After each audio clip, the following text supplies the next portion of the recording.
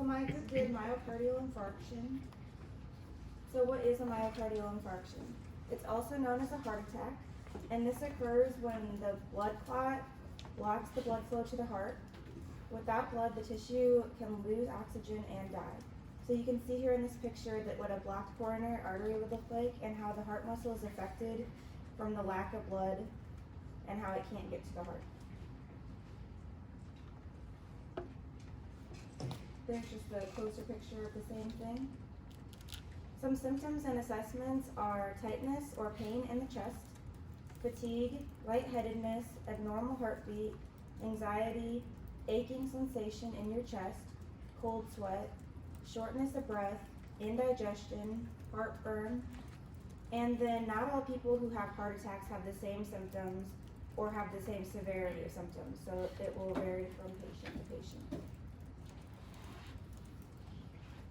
So it's caused by, well, when it occurs when one or more coronary arteries become blocked, like the first picture showed, and it's caused by a buildup of fatty plaques in the arteries and is a major contributor. Coronary artery disease is the main cause of the majority of heart attacks that happen in patients. You may be more at risk if you are elderly, male, smoke tobacco, or if you have a high cholesterol or blood pressure. You are physically inactive, obese, have diabetes, are stressed, or if you're an alcoholic. So this is some of the causes of a heart attack. So some of them are preventable and some are unpreventable.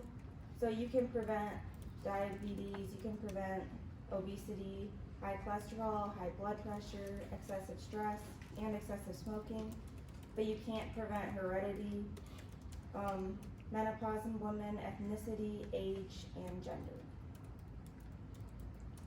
So how do we diagnose a heart attack?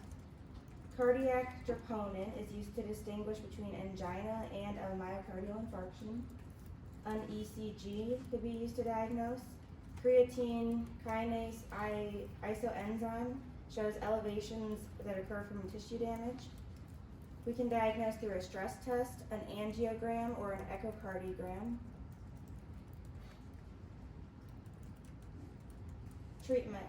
We can use angioplasty to unblock the arteries. Also, we could do a coronary artery bypass surgery, which will reroute the arteries and veins to go around the blockage so the blood can get to the heart. And it also can be treated by different medications such as blood thinners, pain relievers, beta blockers, and ACE inhibitors.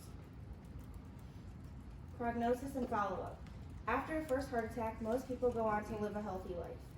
However, 20% of patients aged 45 and older will have another heart attack within 5 years. More than 90% of people do in fact survive as long as there is a quick response. Heart muscle may be damaged or weakened after the attack, and many patients may even require a pacemaker or a stent. 90% of people were still alive after 10 years after the coronary bypass surgery, and this will require blood thinners and frequent checkups to prevent the second attacks and may require a change of lifestyle. And here's another picture that talks about ways to lower your risk of getting another heart attack. So it's important to always take your medications, to follow up with your doctor, to participate in cardiac rehab, manage your risk factors, and get support.